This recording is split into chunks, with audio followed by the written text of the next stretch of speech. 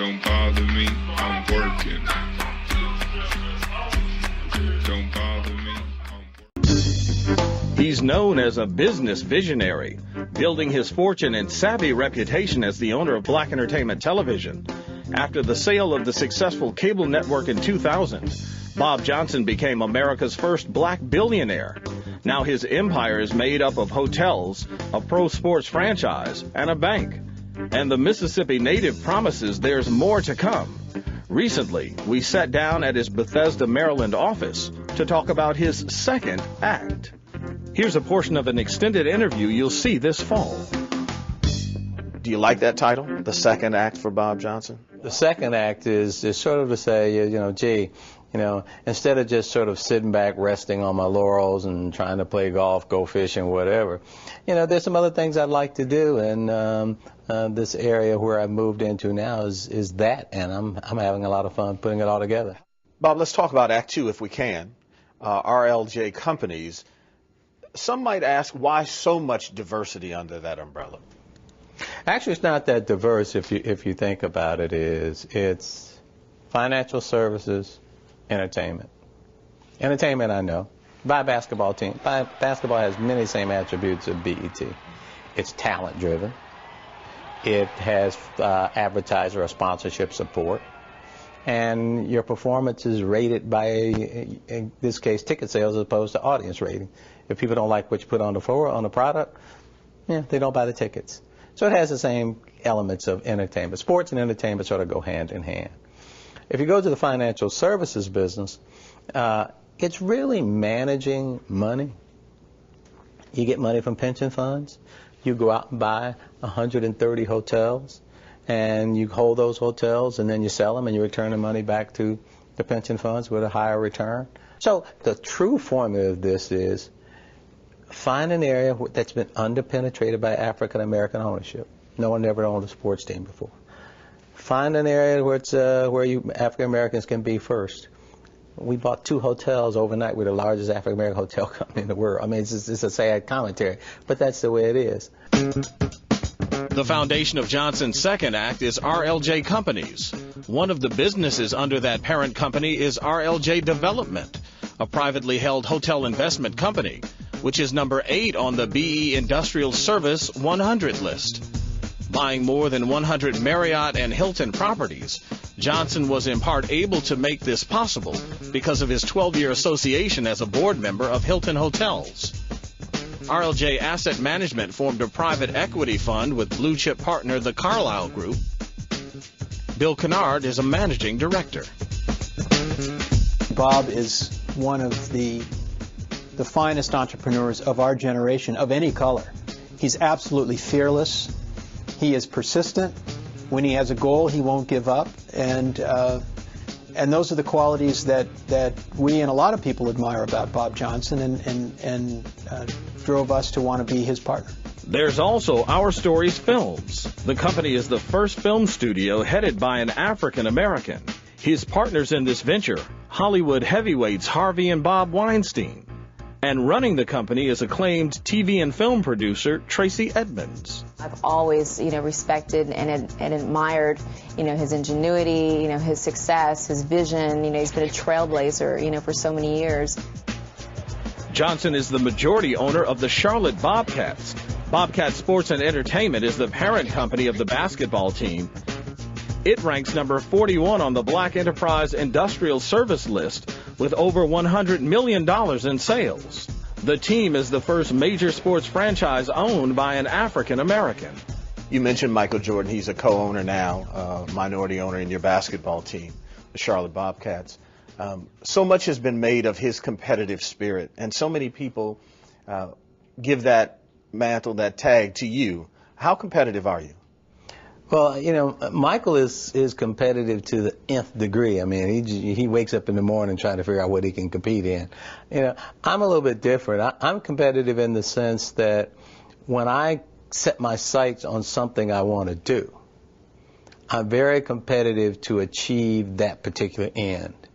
You've said that you want to make sure that you can show African Americans, just in general, as an example, how to build wealth. You've done it from the financial arms that you are putting together. Talk to me about how important the hedge funds, the equity funds, and the like are to that. Well, see, I think the real thing when you talk about wealth creation is the two ways you do it is, one is you do savings and investments. Most African Americans don't save, and therefore if you don't save, obviously you can't invest because you don't have it to invest. So what I'm trying to do is to do a couple things. One, I'm trying to say go to the huge pension funds, corporate and public, that hold a huge amount of this nation's wealth. And a big portion of that wealth comes out of the pockets of African Americans who pay to their pension fund. But unfortunately, very little of that money is managed by African Americans. Because the rap on African Americans is, you guys don't know how to manage money. You guys don't know how to create wealth.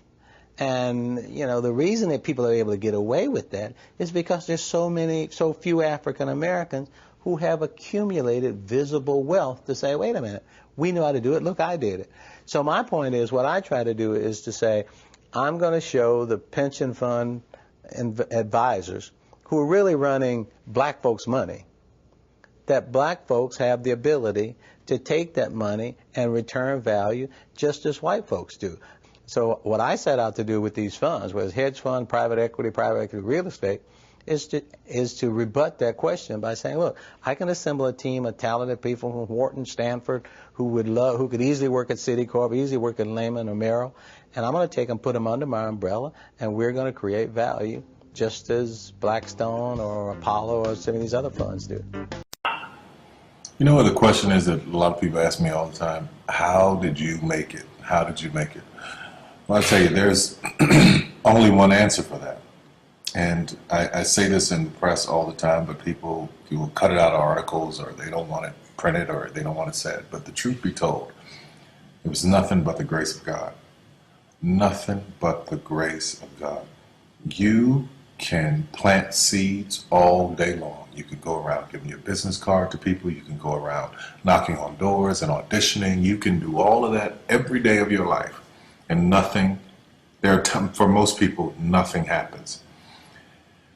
When a seed is planted in the ground, all you can do is water it. You cannot control the sunshine, you cannot control the weather, and you cannot control whether the locusts will come and try and destroy it. All you can do is plant your seed in the ground, water it, and believe. That is what allowed me to be in this position right now. I would not stop believing. I planted my seed. I worked really hard. I had one idea, and that was to do a play. All the other stuff came. My only idea, my only focus was to do my one play. And I knew if I could get that to work, everything else would come to pass. There's so many people who go in so many directions. This week they're doing this, and next week they're doing that, and next week they're doing this, and next week they're going to be in real estate, and the next week they're going to open a salon. And those kind of people are all over the place, and I usually try to get them to focus. Focus on one thing, one area. Put all of your energy into watering one area. If you spread the water across many, many seeds, you don't have as much water for one seed. So focus on one thing. Make it your priority and stick with it no matter what.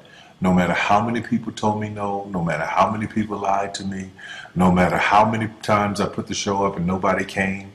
I remember when I did my very first show, I worked my butt off and saved $12,000 tax returns from H&R Block money. I saved it, worked hard, saved it myself, rented the 14th Street Playhouse, put that show up, thought that 1,200 people would come over a weekend, and 30 showed up, and I knew every one of them. But I didn't stop. That didn't deter me. That was in 1992. 93. Same thing happened. 94, 95, 96, 97, up until 1998. Same devastation, nobody showing up in the audience. I was doing one show a year, working with different promoters, trying to get the show up, and nobody showed up. But I didn't stop. And what I say to you now, looking at me now, here, I am a human being.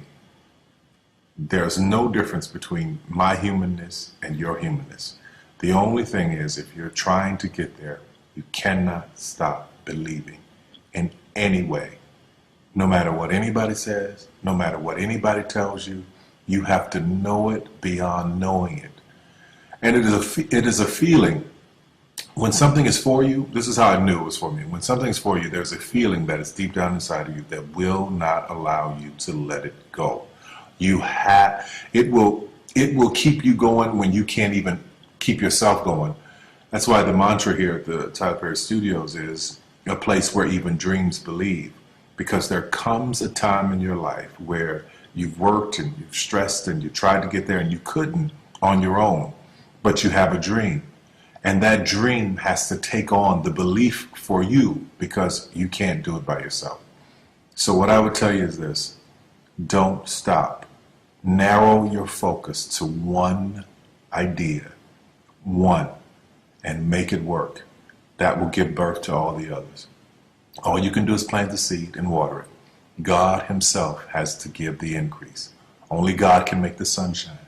Only God can bring the rain. But if you've planted the seed, then you've done your part. Your gift can be anything. You can't look at it as simply running, jumping, singing, and dancing. But I'll tell you one thing. Your gift is the thing that you do the absolute best with the least amount of effort. For me, it was comedy. So once you identify it, then that's the beginning of it. But there's a lot of work to do even after you identify your gift. You know, you can believe you're something all you want, but if you don't work towards it, you're just sitting there, it's going to be empty. And so that takes me to page 159 in my book, chapter 12. It was called Tale of the Tape. Now, this goes back, so I used to do a little boxing a while back, and the Tale of the Tape was interesting because it was an analysis of each boxer's physical stats. That's, again, about assessing strengths and weaknesses. And in the book is what we all need to do on our path to success. We need to make a tale of tape of ourselves. You got to have an honest assessment of who you are. You got to determine your strengths and weaknesses. You can't give your best if you don't know what your best is. You also need some outside perspective. If you listen to people that's close to you, that have your best interests outside, you can use these outside observers to gain knowledge to assess yourself. And when you reach out to get these outside opinions, be open, keep your emotions in check. But you can't say that, but just keep your emotions in check. Now, from there, you're going to have a good feel about what your strengths and weaknesses are, and you can work on them to build them. You talk about managing your strengths. I know one of my weak points in my personal life is I don't like technical stuff. So even though I have to be on Twitter and Instagram and Facebook, I don't care for that. So guess what? I find somebody who loves to do that. You know, I find somebody who has a strength where I have a weakness, and I partner with them. All you're trying to do is get to the goal. No one gets there by themselves. Everybody needs help. Now, when you know what you got going for you, be confident, not cocky. Managing your strengths, knowing what they are, and don't let nobody talk you out of it. And that gets you fight ready. You get fight ready like that. You got to know you. Helps you develop your skills. All the while, you're developing your strength. You just got to keep developing the strength. Don't let anybody talk you up. At the same time, you must work on improving your weaknesses. So I've had to, in spite of myself, get on Instagram, get on Twitter, get on Facebook. I got to do the videos, whether I want to or not, because the world is moving to social media. If I had as many followers as Kim Kardashian, I probably wouldn't even have to do this TV show. Also, one last thing, everybody. After you improve your weaknesses, protect your vulnerabilities.